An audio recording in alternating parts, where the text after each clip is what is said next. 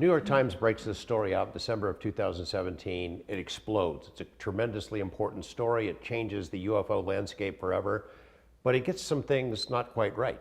You've been on the sidelines watching all the reactions to this for the last 3 years. They report a program called AATIP, headed for a long time by Lou Elizondo, who got $22 million to study UFOs.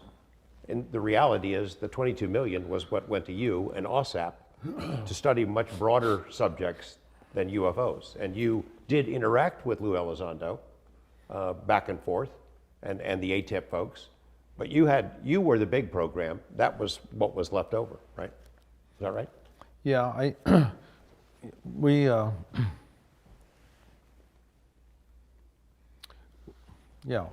were the primary program, and our program manager is of a completely different name, who ran our program. The great guy. This is the one I said earlier. It's wonderful that people like him work for our government, because he's a terrific guy. And I met Lou a couple times. He didn't play a role in our program in any way in terms of who we ever reported to or whoever we discussed kind of things with, and our program manager was very fundamental and key. The contest and the entire program was created through our program manager and through Senator Reid and Inouye and Stevens to put this out for a competition, and that's all I know is. And then we won the competition, and we were deserving of that because we were so prepared to participate and do this, and we were best suited to win. We had everything in line to do that. Since that story came out, as I said, I mean, the UFO world is turned upside down. You have a much broader audience that seems to be focused on it. The senators and congressmen who would never talk about this in a million years are now willing to come out and say this is worth studying. It is a sea change, but it's largely because of the work you guys did. Well, one of the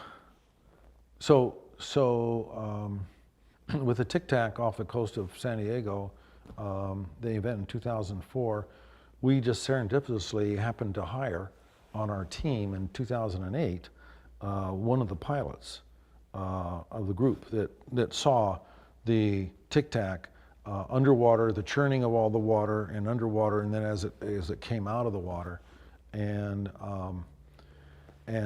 so we got a firsthand briefing on something that we probably shouldn't have had, because it should have been totally classified, but it wasn't.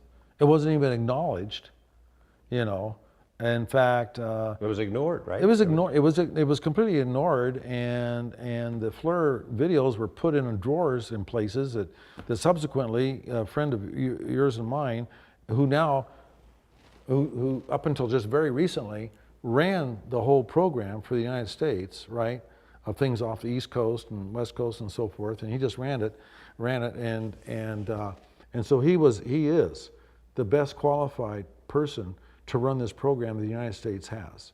And he now no longer runs it, and they've got somebody that's a couple of ranks lower than him to run the program. And my personal opinion is there's an effort that's going to try to eliminate this or put this back in a back drawer compartment now, because they've changed the rank as to who's in charge. Changed the rank, took the guy who's most knowledgeable out of it, giving them an impossible task to write the master report in 6 months with no budget. Right. And the guy who's in charge of it, by the way, is doing it on his own time, I think. Yeah, that's right.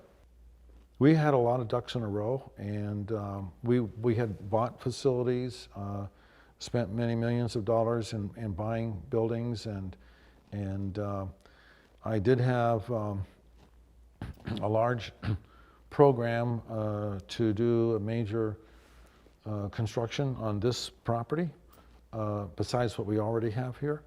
And that was going to be really fun and cool. In fact, what I was going to use, so we would have nothing that would protrude the surface much, I was going to use life support systems that you use in space, because you don't have a door you can go out of or a window you can put up, right? So you survive based on the ecosystem, the environmental control life support systems that you create on board your stations, right? And so I was going to actually implement those into the underground facility, which was going to be substantial. And so that was a lot of fun to do that. I know that you did knock on many doors during the AAWSAP, during the BASS program, and that doors got slammed as you're asking for sensitive stuff, or access to sensitive stuff. Yeah. Is the secrecy directly related to what you were just talking about, the military imperative? We're going to hold on to this stuff and figure out how to make weapons out of it, and we got to get there before the Russians and Chinese do, because they are working on it, right?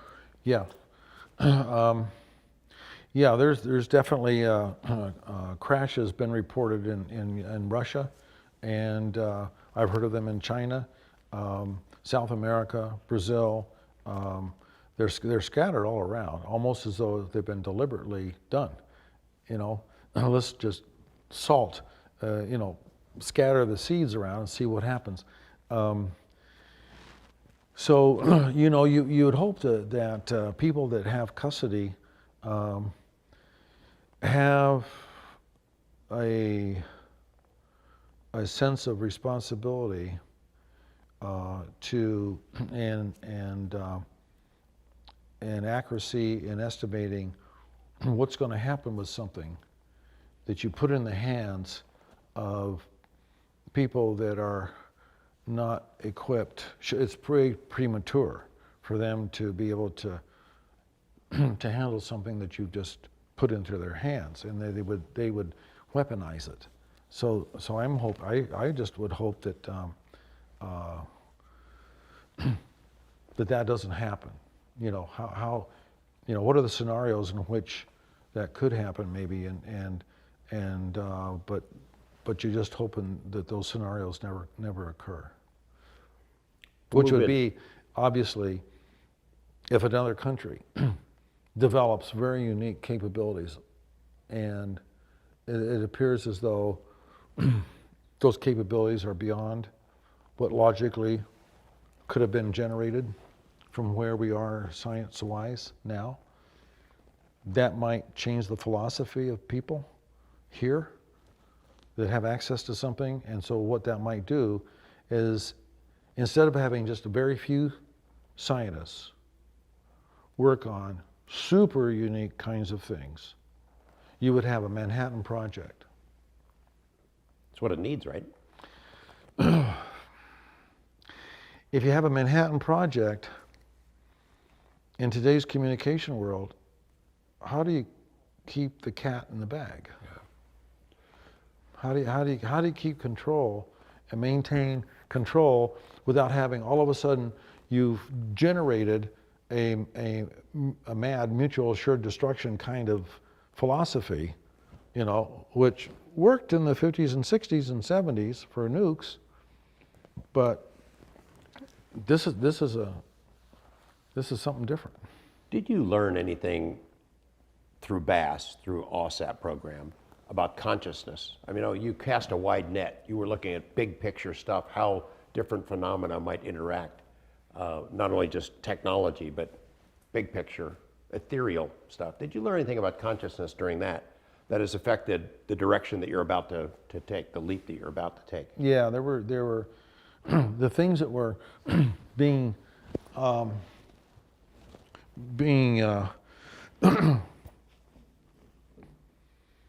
set up as games were thought connected.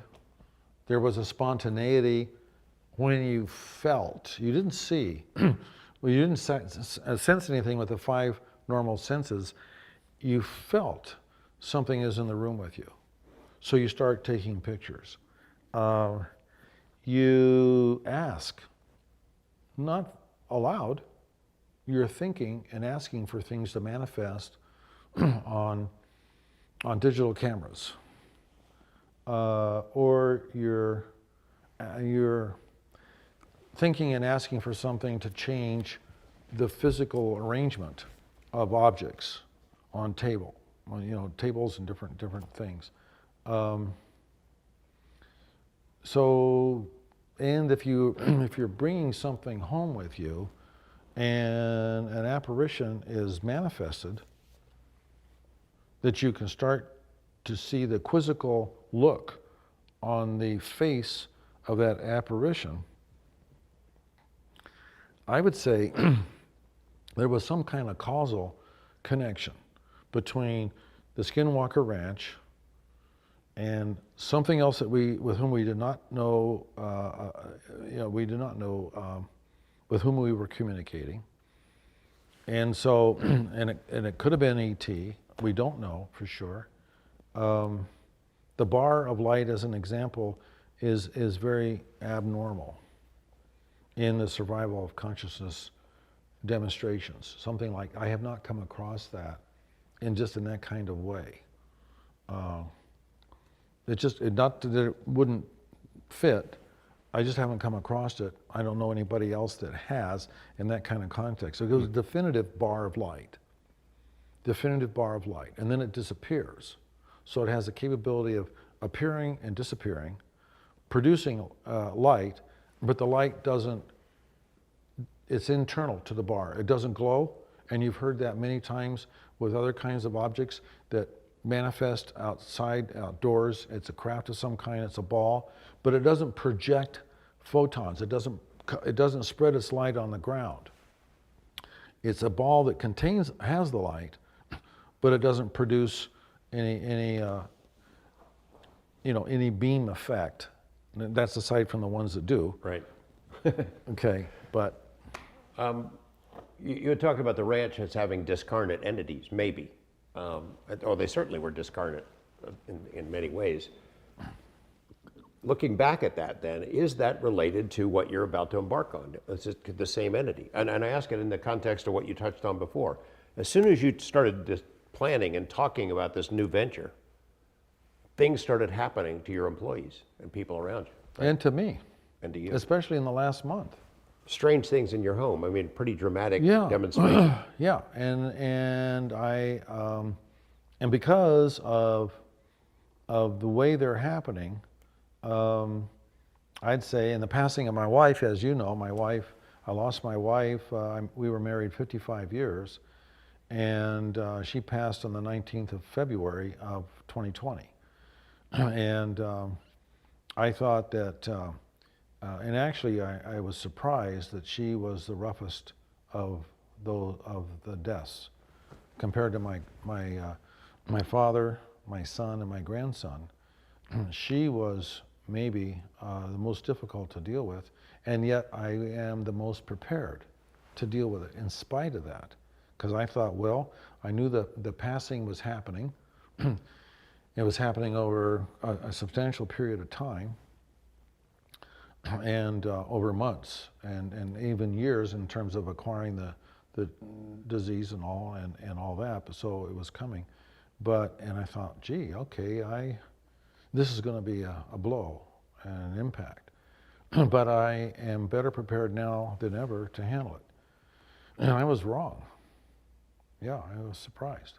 So because of the events, though, that have manifested, I can associate these logically should be connected to her because of the only, it's the only connection I can logically establish because of the circumstances surrounding around the events. And, but, and that's just happened basically in the last, I guess, it's been a month and a half since the first one at least. I think a month and a half. Things happen in your home that have a personal connection to her that you perceive as. Yeah, and my dog.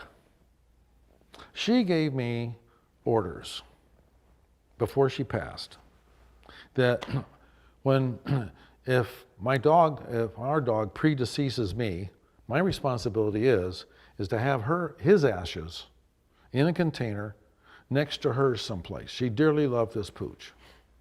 And so I said, sure, of course. And so the